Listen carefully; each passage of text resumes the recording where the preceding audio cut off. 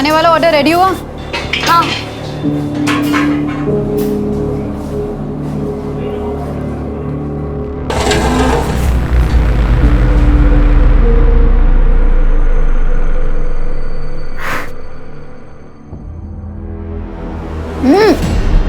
तूने फिर अपनी अकल लगाई?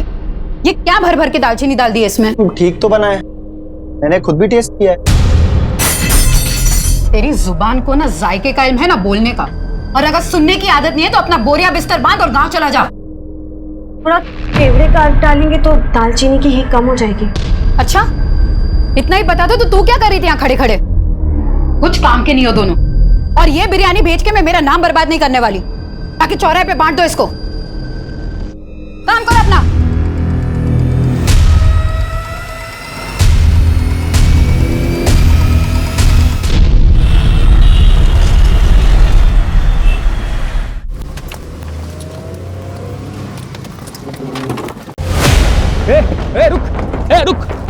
रुक इधर आ।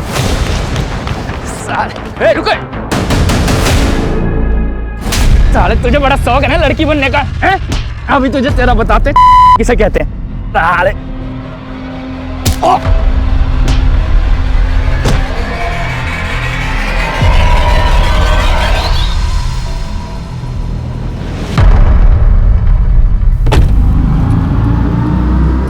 रुको, पकड़ो पकड़ो।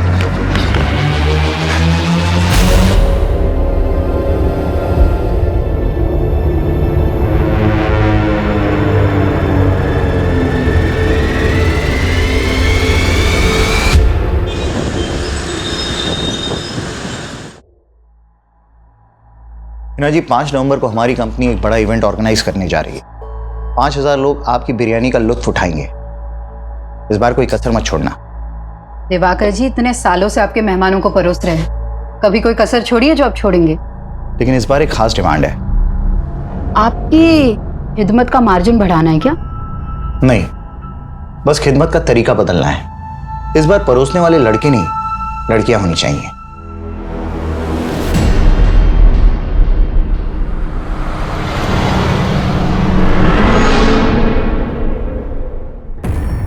माफ कीजिएगा दिवाकर जी, मैं आपकी डिमांड पूरी नहीं कर सकती। ये मेरे उसूलों के खिलाफ है। हिना जी, अपनी पुरानी सोच का नकाब उतारिए।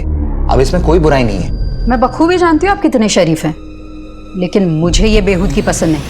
उनको कभी कुछ पसंद नहीं आता इरफान, तंग आ गई मैं उनसे। 5 नवंबर को पुणे वाले इवेंट में हिना मैडम बिरयानी सप्लाई करने वाली है ना? हाँ, तो हम क्या करें, इसमें हमारा क्या भला होने वाला है? फिलहाल तो थोड़ा प्रेशर कम हो सकता है। मतलब ये कि 5 नवंबर को मैं तुम्हें एक स्पेशल तोहफा देने वाला हूँ। गम और खुशी भी तोहफे हैं जिंदगी के, सबको मिलते हैं। पर कुछ तोहफे ऐसे होते हैं जिन्हें अनरैप करने की हिम्मत नहीं होती हम में। लेकिन अब मैं ये हिम्मत करना चाहती हूँ। मैं वो नकाब अब उतार देना चाहती हूँ। दुनिया को दिखा देना चाहती हूँ कि मैं भी पत्थर नहीं हूँ।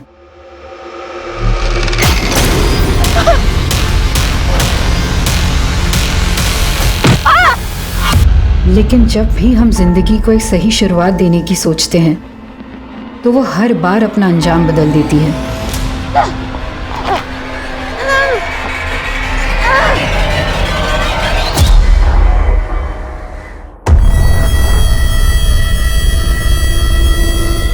उस्मान, गेट खोल। उस्मान, एक मिनट। बोल रहा। कौन है आप? कहाँ तेरा भाई?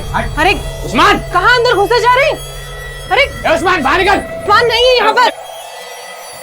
कहाँ तेरा हिजरा भाई? हैं? साला हमारी गाड़ी लेके भागा है, बोल दे लौटा दे, वरना जो उसके साथ नहीं कर पाए ना वो तेरे साथ करेंगे। भाई समझ? साला हिजड़ा, चल।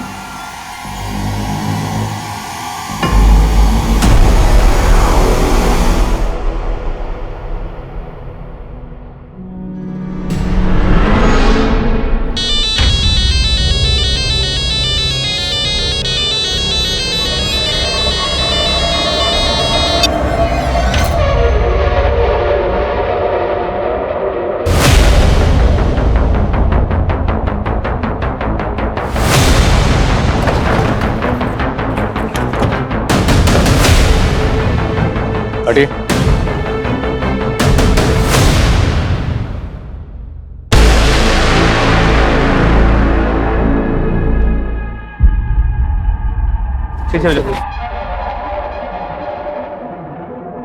खोलो।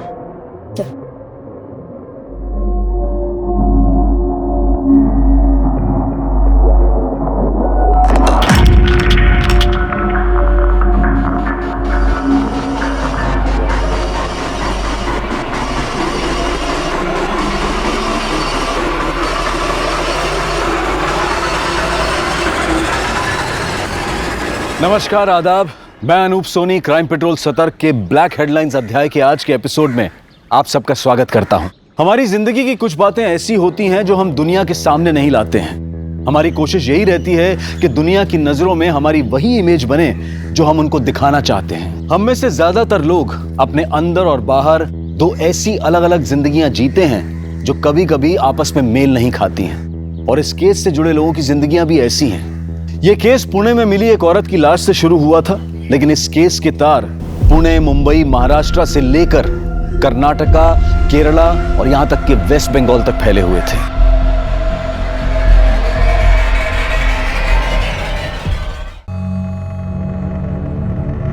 सर, इसके पास फोन, पर्स, आईडी कुछ भी नहीं है। बॉडी को जिस तरह यहाँ बोरी में डालकर डंप किया गया, कातिल ने इसकी शिनाख्त का कोई क्लू नहीं छोड़ा होगा।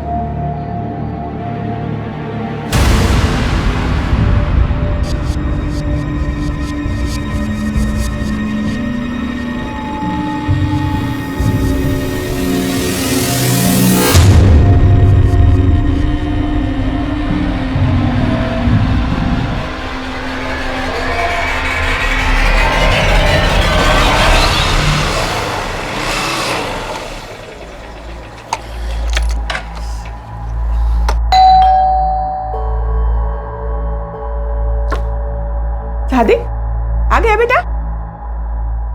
सादिक, ये चोट कैसे लगी तुझे? बाइक फिसल गई थी अम्मी। अरे तो डॉक्टर को दिखा के आता था। उसकी जरूरत नहीं थी,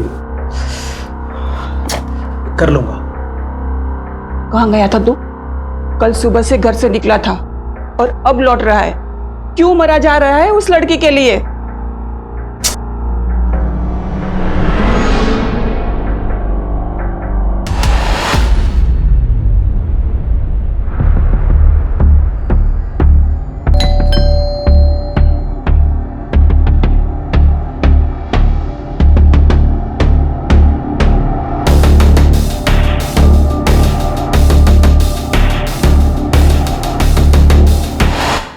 चाय लोगी या कॉफी? नहीं, मुझे कहीं और भी जाना है। लेकिन अगले 90 मिनट तक तो तुम सिर्फ मेरी हो। जी, कौन सा मसाज लेंगे? Deep tissue. तो चले शुरू करें।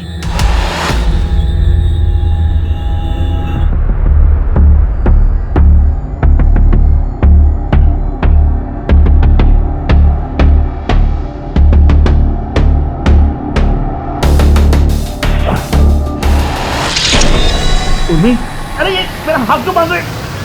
अरे मैंने ही बुलाया था तेरे को।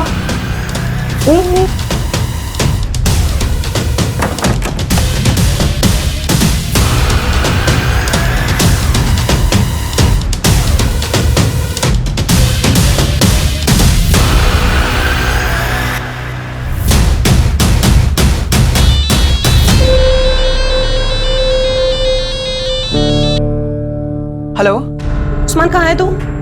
हाँ दीदी, मैं थोड़ा काम में फंसा हूँ। मैं आपको कॉल करूँ? देख, झूठ मत बोल। और ये गाड़ी किसकी उठाई तूने? अरे दीदी, मैं झूठ क्यों बोलूँगा आपसे? अच्छा, आप थोड़ी देर रुको ना, मैं आपको कॉल करता हूँ, ठीक है? बाय दीदी। अरे उस्मान सुन।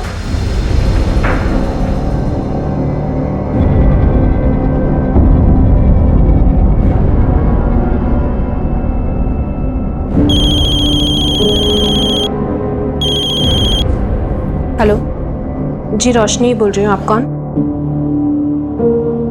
क्या लाश मिली है?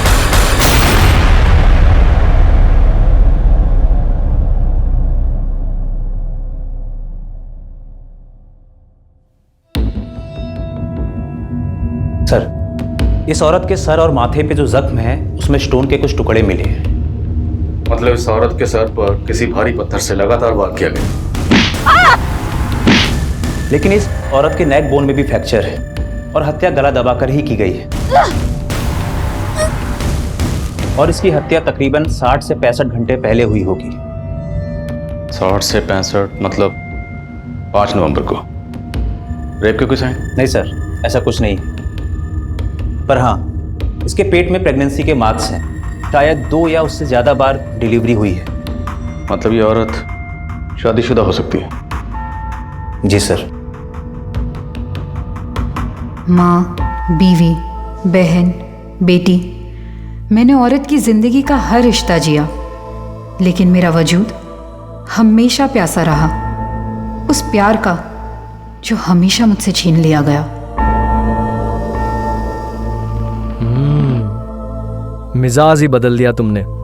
पकोड़े जैसी चीज को रोज नया टेस्ट दे देती हो। मेरे अब्बू का हुनर है, कभी जबान तो कभी हाथों में उतर आता है। जुबान तो मैं तुम्हारी पकड़ नहीं सकता, लेकिन इसे मरते दम तक थामे रखना चाहता हूं।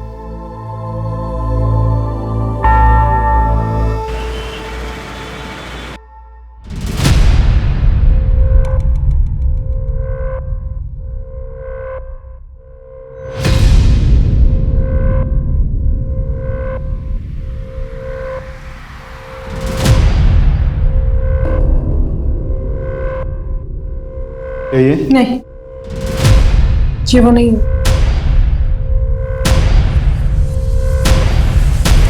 सर, क्राइम सीन के आसपास कोई भी ऐसा नहीं मिला जो इस औरत को पहचानता हो। तो महाराष्ट्र के किसी भी पुलिस स्टेशन में कोई ऐसी मिसिंग कंप्लेंट भी नहीं मिली जो इस औरत के हुलिये से मैच करती हो।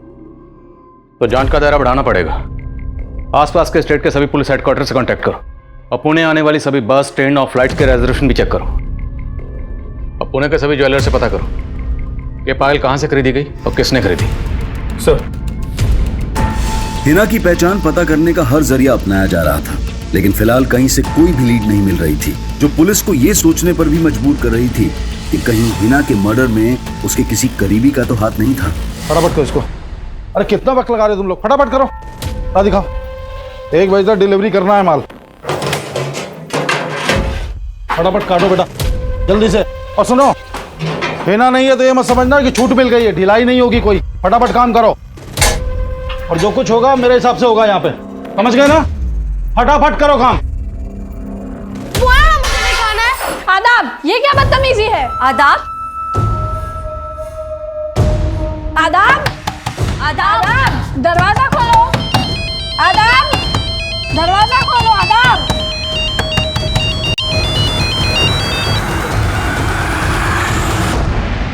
इरफान, मैंने बोला था ना मुझे फोन मत करना। हाँ, तो मुझे अवॉइड करने से तुम्हारी तकलीफ कम हो जाएगी क्या? आना, तो तुमसे मिलकर कौन सी तकलीफ कम हो जाएगी मेरी? यार तकलीफ में सिर्फ तुम ही नहीं हो ना, मेरी भी तो प्रॉब्लम समझो। प्लीज एक बार मिल लो। ठीक है, बताती हूँ। किससे बातें कर रही थी? आप क्यों ताका झाकी करती हैं?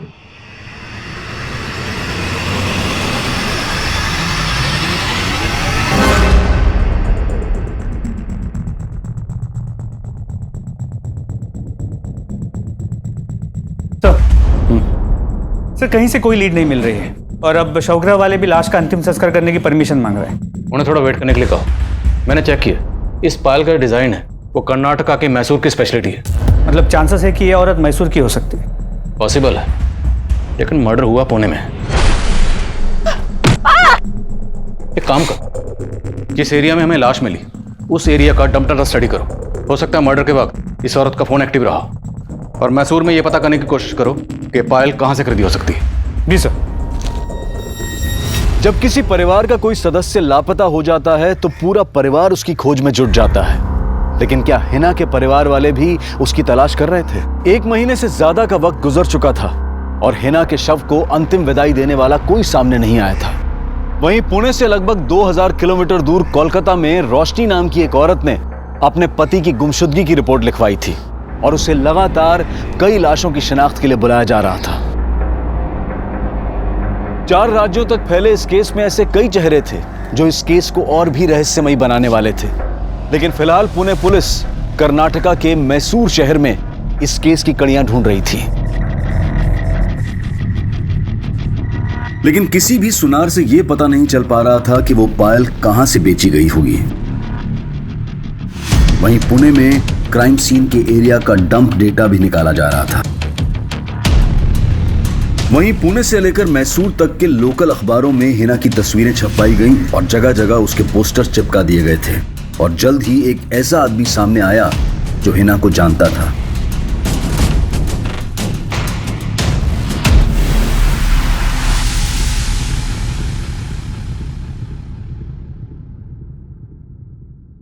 हिना शेख नाम था इस औरत का? जी साहब, ये मेरी दूर की भाभी लगती हैं। ये हिना शेख यहीं मैसूर में रहती थी? नहीं साहब, इनके शौहर का यहाँ मैसूर में आना जाना लगा रहता था, लेकिन ये दोनों मियाँ बीवी मुंबई के मलाड इलाके में रहते थे।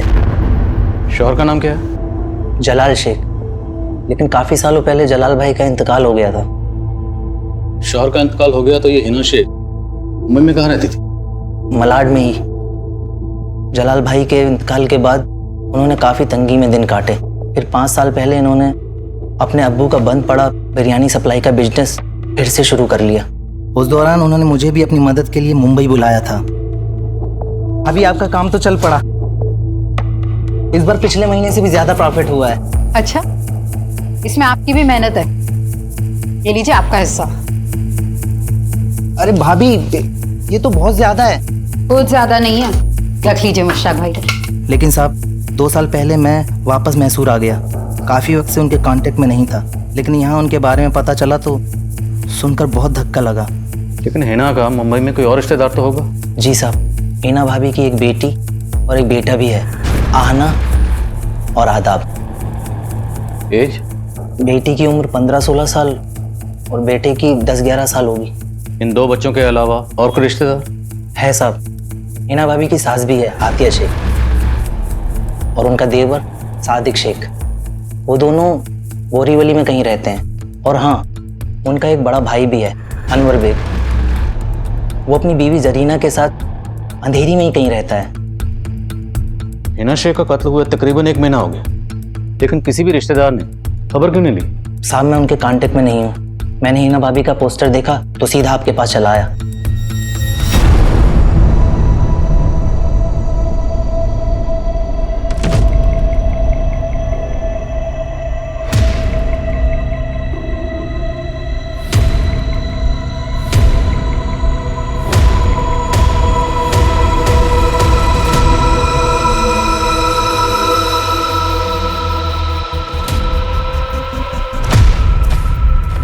आपको गलतफहमी हो रही है सर। हमने तो हिना की गुमशुदगी की रिपोर्ट भी लिखवाई थी। कौन से पुलिस स्टेशन में? जी, मलाड पुलिस स्टेशन में। FIR भी लिखवाई है सर, ये देखिए। आपने FIR में लिखवाया कि हिना 5 नवंबर की सुबह नासिक गई थी? हाँ, वो आना से नासिक के बारे में बोल के निकली थी। लेकिन हमें हिना की लाश यहाँ 6 नवंबर को पुणे में मिली। हिना पुणे क्यों आई होगी? यहाँ कोई है जिससे मिलने आई होगी? सर, पुणे में LNC नाम की एक इवेंट कंपनी है। अम्मी इनके इवेंट्स में बिरयानी सप्लाई करती थी। 5 नवंबर का भी ऑर्डर था, पर घर से निकलते वक्त अम्मी बोली कि वो नासिक जा रही है। आदा, बेटा मुझे काम से नासिक जाना, आने में देर हो जाएगी। दोनों भाई बहन लड़ना मत। पर अम्मी, आज तो 5 नवंबर है ना। पूना के इवेंट में बिरयानी का ऑर्डर था और आप नासिक जा रहे हो। तो मेरी काम की बातों पर गौर करना बंद कर दे और अपनी पढ़ाई पे ध्यान दे। शरारत नहीं।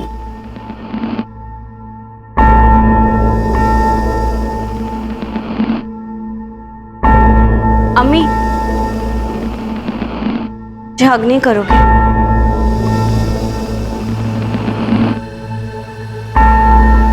चलती हूँ, दोनों लड़ाई मत करना।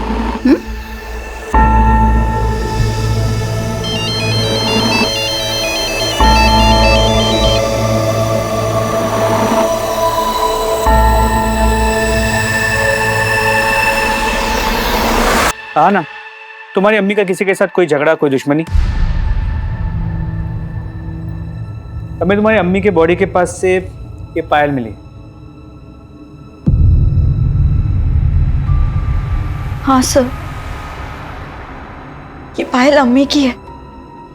वो हमेशा इसे पहने रहती थी। उन्हें गिफ्ट किया था उन्हें।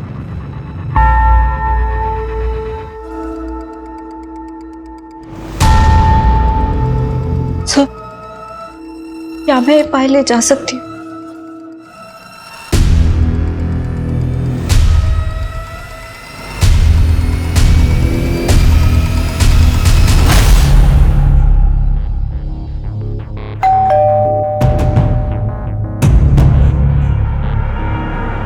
अब क्यों आया?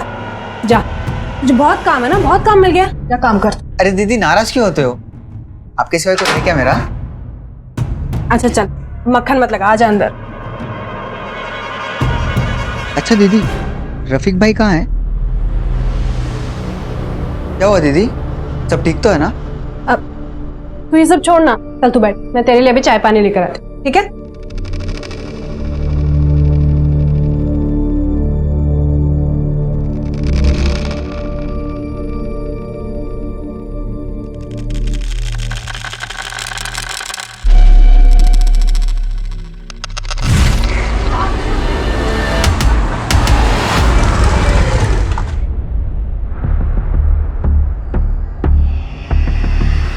उस्मान रुक! उस्मान!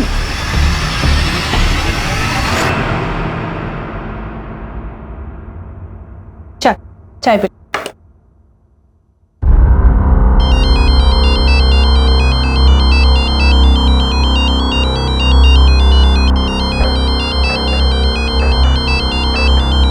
तो चाय पी, मैं आती हूँ। हेलो, हाँ जी बोलिए। बंका? जी नहीं, मैं किसी बंका को नहीं जानती इंस्पेक्टर साहब।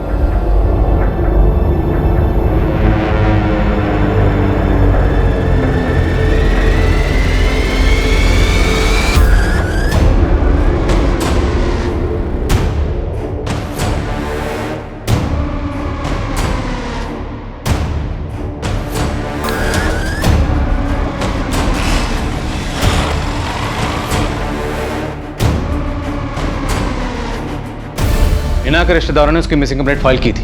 हमें इस बारे में क्यों नहीं पता चला? तो चूक लोकल पुलिस की, शायद उन्होंने ध्यान नहीं दिया। हमने हिना की फोटो को सर्कुलेट कर रखा है, तो उनसे बात करके ऐसा लगा कि शायद उन्होंने हिना को ठीक से ढूंढने की कोशिश भी नहीं की है। पर अब हमें कोई चूक नहीं करनी, हमें किसी भी कीमत पर हिना के कातिल को ढूंढना है। हिना 5 नवंबर को अपने घर से बेटी को ये कह के निकली कि वो नासिक जा रही, जबकि हमें हिना की लाश 6 नवंबर को पुणे में मिली। मामला कुछ समझ में नहीं आ रहा।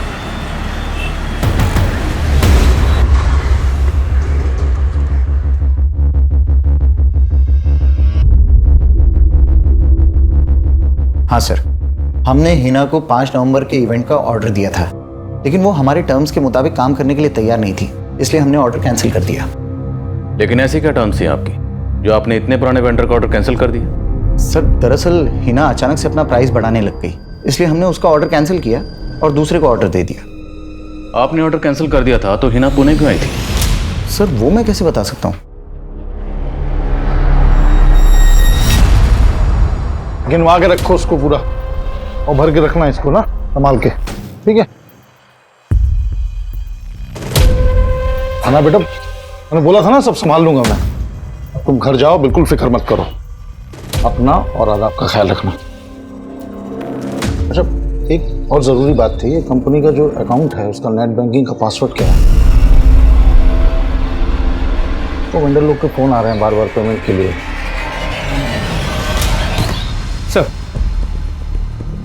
सर हिना के कॉल रिकॉर्ड चेक किए। 5 नवंबर की सुबह उसने 2 बार दिवाकर को फ़ोन किया था और उसके बाद उसका फ़ोन मुंबई से पुणे की तरफ ट्रैवल हुआ और 5 नवंबर के शाम 5 बजे उसका फ़ोन पुणे में स्विच ऑफ हुआ। यानी उसी दौरान जब उसका कत्ल हुआ। सर मैंने इस दिवाकर की फील्डिंग लगा दी।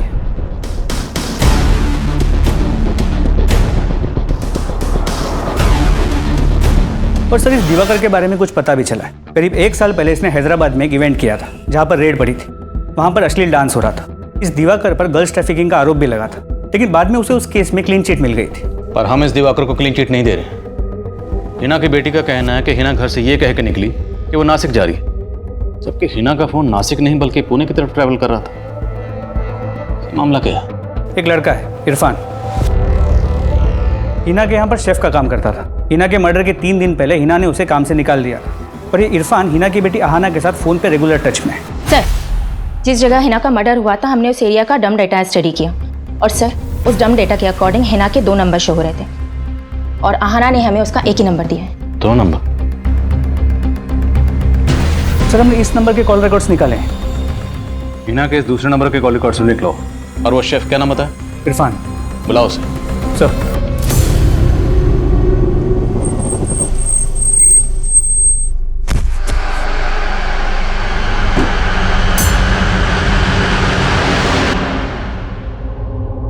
सर मानता हूँ कि हिना मैडम ने मुझे जॉब से निकाल दिया था, लेकिन मैंने कुछ नहीं किया है। जॉब से क्यों निकाल? ये नहीं बताएगा?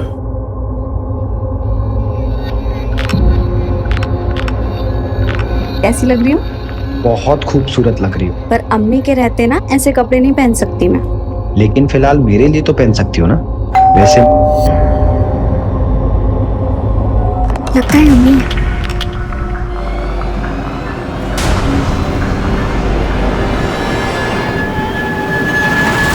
इतनी क्यों देर कर दी तुमने? अम्मी वो मैं वॉशरूम में थी। अच्छा,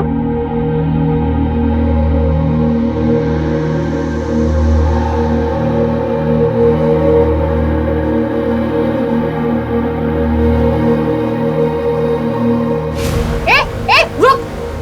इरफान,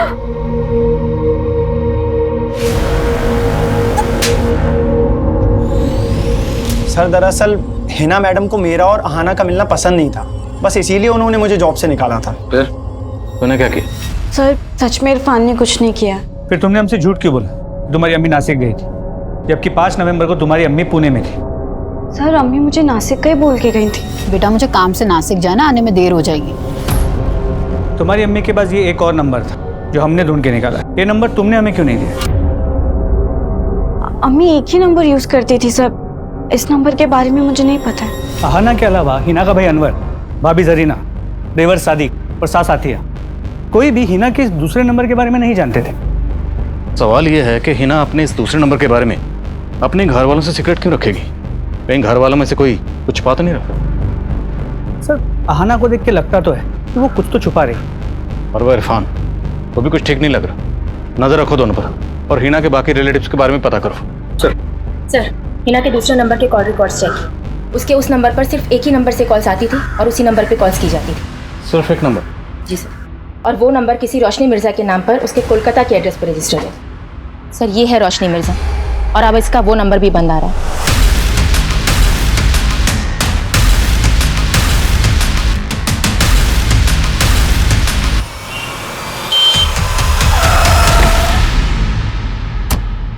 सर आप जिस रोशनी मिर्जा से मिलने आए हैं उसने करीब 1 महीना पहले 3 नवंबर को अपने पति रफीक मिर्जा की मिसिंग रिपोर्ट फाइल की थी और कुछ दिन पहले हमें रफीक की लाश मिली थी।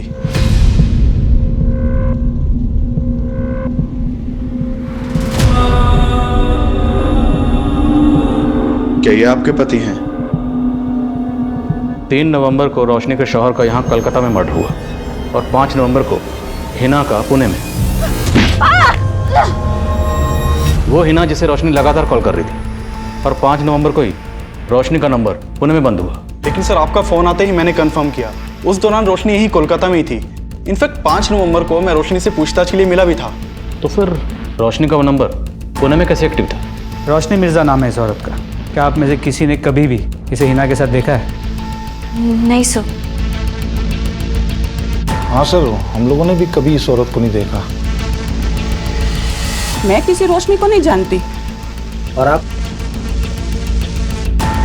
नहीं सर।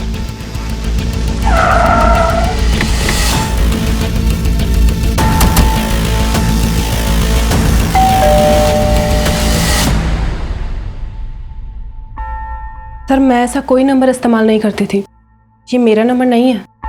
लेकिन ये नंबर आपके नाम पर रजिस्टर्ड है और इस नंबर से मुंबई में एक हिना नाम की औरत से लगातार बातें हो रही थी। ये हिना, पहचानते हैं इसे? नहीं सर, मैं नहीं जानती इसको। मैं कभी मुंबई भी नहीं गई हूँ। और पुणे? नहीं सर, मैं कभी बंगाल से ही बाहर नहीं गई हूँ।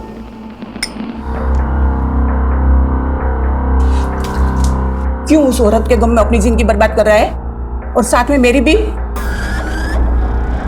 उसी के गम में पी रहा हूँ अम्मी। अगर उसने मेरे जज्बात को समझा होता तो आज उसका ये हश्र नहीं होता। सादिक, तूने तो उसका ये हाल नहीं किया। जिस दिन हिना की मौत हुई उस दिन तू भी तो यहाँ नहीं था। पूछताछ में सादिक और अनवर पर भी शक करने की वजह मिली है। हिना के गुजरने के बाद अनवर ने जिस तरह हिना के काम पे कब्जा कर लिया वो शक करने जैसा तो है।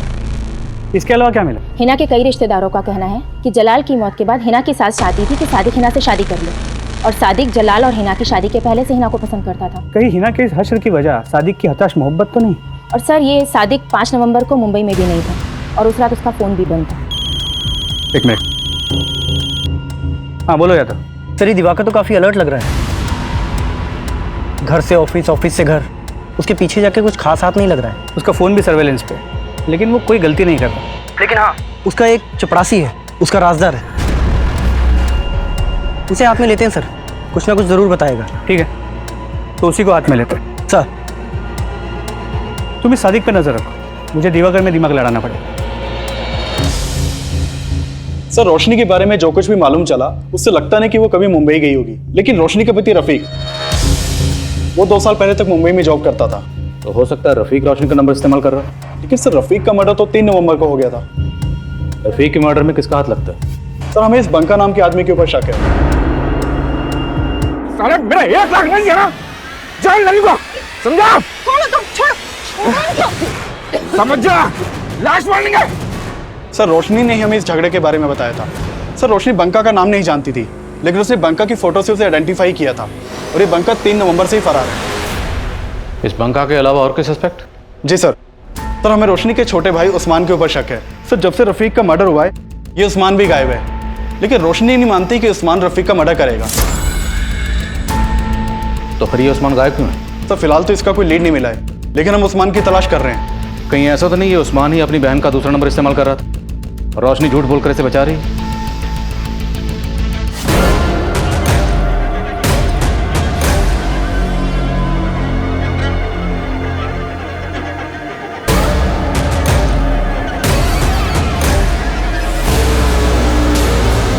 मैं मानता हूँ कि मैं हिना से निकाह करना चाहता था, लेकिन हिना तुझसे शादी नहीं करना चाहती थी। ये बात तुझसे बर्दाश्त नहीं हुई? ऐसा कुछ नहीं किया है सर। कुछ शाम तू कहा था जिस दिन हिना का मर्डर हो?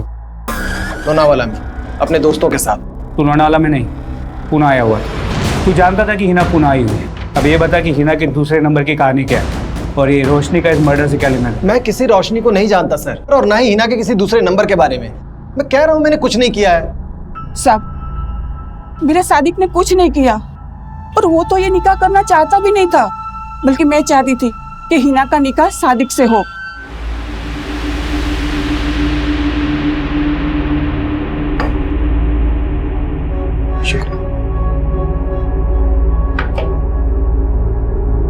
देख बेटा, जलाल के जाने का गम कभी नहीं भरेगा, पर मैं तुझे और तेरे बच्चे को ऐसे मायूस नहीं देख सकती। और मेरे कहने पर सादिक तुझे अपनाने को तैयार है, निकाह कर ले इससे। ये आप क्या कह रही हैं अम्मी? सादिक मेरे भाई जैसा है। साहब, मैं मानती हूँ सादिक थोड़ा गुस्से वाला है, पर हिना को नुकसान कभी नहीं पहुंचा सकता वो।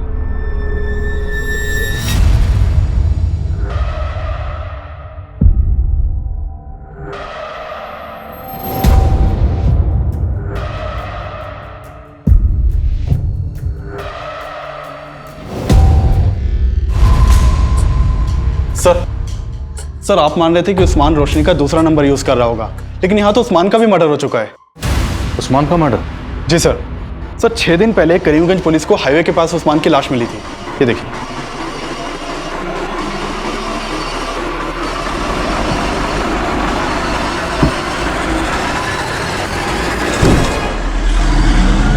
उस्मान को कौन मार सकता है? सर, फिलहाल इसकी तो कोई लीड नहीं मिली है, लेकिन एक चौंकाने वाली बात पता चली है कि उस्मान किन्नर था। किन्नर? जी सर, किन्नर के भेष में लुटेरा। ये देखिए सर, जिन लोगों को लूटता था उनके सामने औरत बन के जाता था।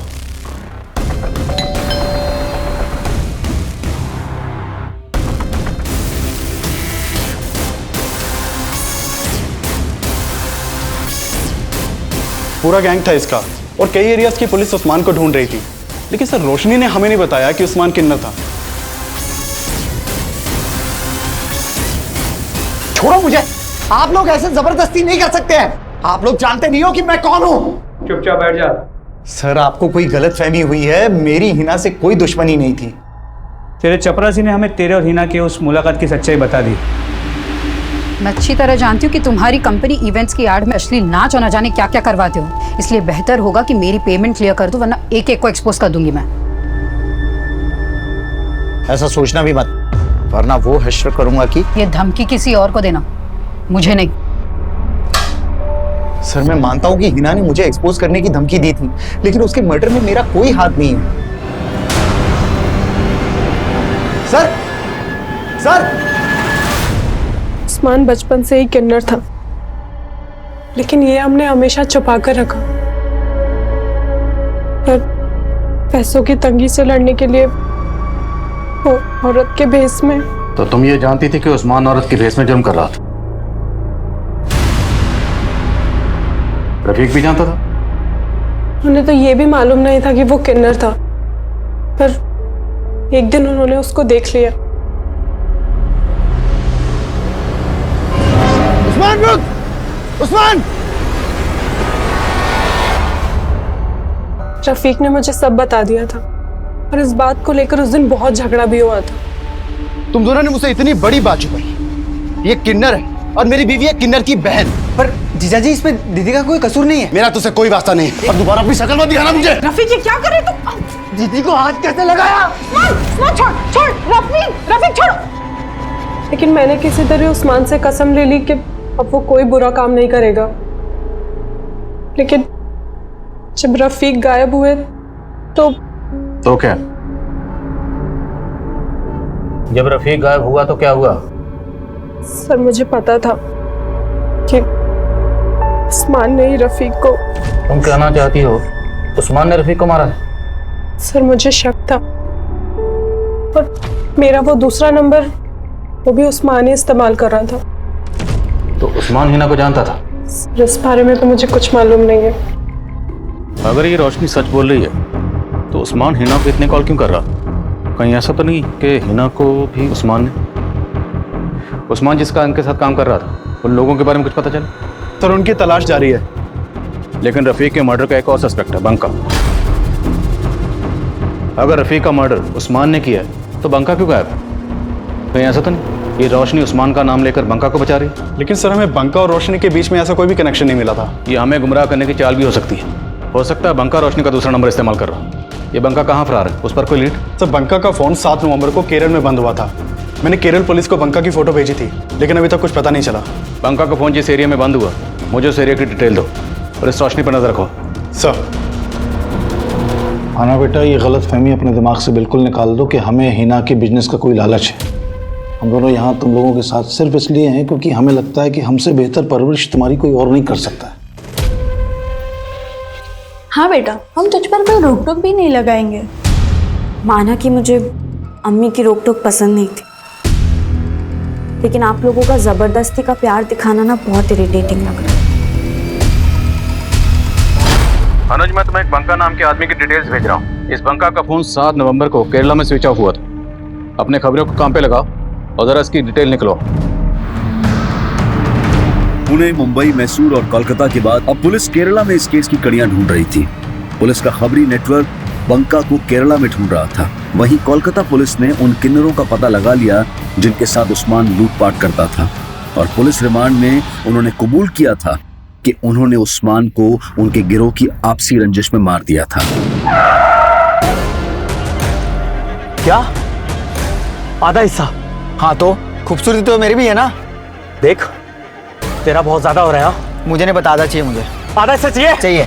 अब क्यों तुझे आधा हिस्सा?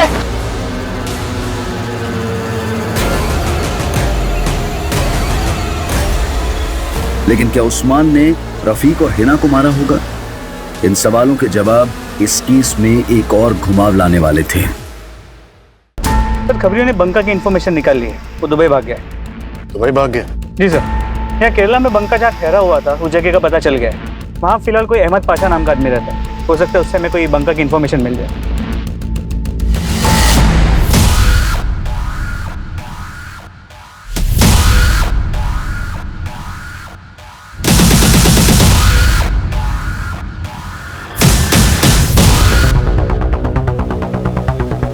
सर हो सकता है यही अहमद पाशा, बंका यही रहता था।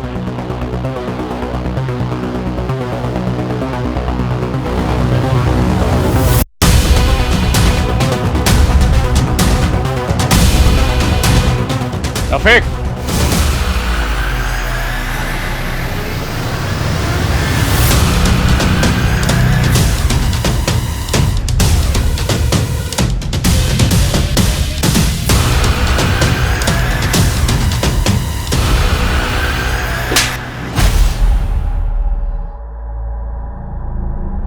तू और तेरी बीवी तो बड़े शातिर निकले। तेरी बीवी बोल रही थी कि तुझे उस्मान ने मार दिया, लेकिन तू वहां चुप के बैठा हुआ था। अपनी बीवी के नंबर से हिना को तू ही कॉल करता था ना? नहीं सर, सिर्फ मैं ही नहीं, हिना भी मुझे कॉल किया करती थी।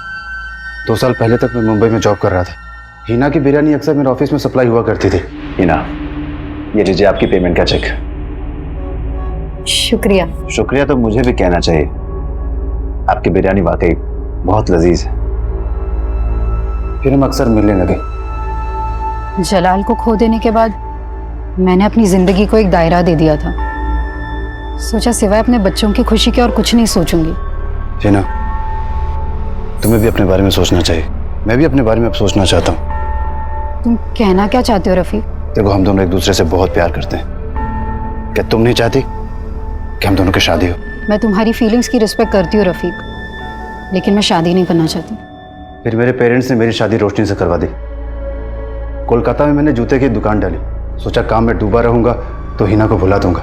सर, मेरा बिजनेस नहीं चला। एक दिन काम के सिलसिले में मुंबई गया तो न चाहते हुए मैं हिना को कॉल कर बैठा।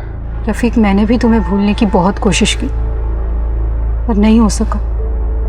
मैं अब तुम्हें मेरी जिंदगी से दूर जाने नहीं दे सकती। हम दोनों पर अजीब सा पागलपन सवार हो गया था। हम दोनों और ज्यादा मिलने लगे। इतना ही नहीं, वो मेरी पैसों से भी मदद करने लगी, लेकिन मेरी बीवी का नाम सुनते ही वो बौखला जाती थी। तुम मुझसे प्यार करते हो या अपनी बीवी से? बीवी तो मैं तुम्हें बनाना चाहता था, लेकिन तुमने मेरा प्यार कहाँ समझा? रफीक, मैं मानती हूँ कि मेरी गलती थी, लेकिन अब मैं तुम्हें खोना नहीं चाहती। तुम अपनी बीवी को छोड़ दो। अच्छा, तुम छोड़ सकती हो अपने बच्चों को मेरे लिए? ठीक है, हम अब नहीं मिलेंगे, लेकिन तुम्हें वो मेरे सारे पैसे वापस करने होंगे जो तुमने मुझसे लिए थे, वरना तुम्हें मोलेस्टेशन के चार्ज में अरेस्ट करवा दूंगी। उसका वो रूप देखकर मैं हैरान हो गया। मैं भी उससे छुटकारा पाने का एक रास्ता निकाल लिया। तुमने इस सब के बारे में अपनी बीवी को बताया और तेरे इस प्लान में तेरी बीवी भी शामिल हो गई। सर, रफीक तो मुझे किन्नर की बहन बोलकर हमेशा छोड़ने के ताने देते थे, लेकिन फिर अपने और हिना के रिश्ते की सच्चाई बताकर भी मेरा साथ हमेशा देने का वादा भी किया। सर, रोशनी साथ हो गई तो मैंने हिना को कॉल करके झूठ-मूठ का बोला कि रोशनी मेरा साथ छोड़ने के लिए तैयार है। इसके बदले उसे 5 लाख रुपए चाहिए। हिना मान गई और मैंने बंका को भी साथ में ले लिया। और बंका भी तैयार हो गए? सर, मुझे बंका का उधार देना था और उसे उन पैसों से दुबई जाना था, तो मैंने बंका पर प्रेशर डाला कि तू मेरा साथ दे। हिना 5 नवंबर को 5 लाख रुपए लेकर मुझसे मिलने पुणे आ गई। ये लो।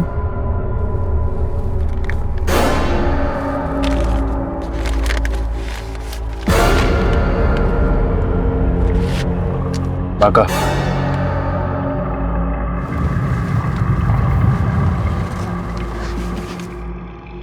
गाड़ी क्यों रुकवाई तुमने?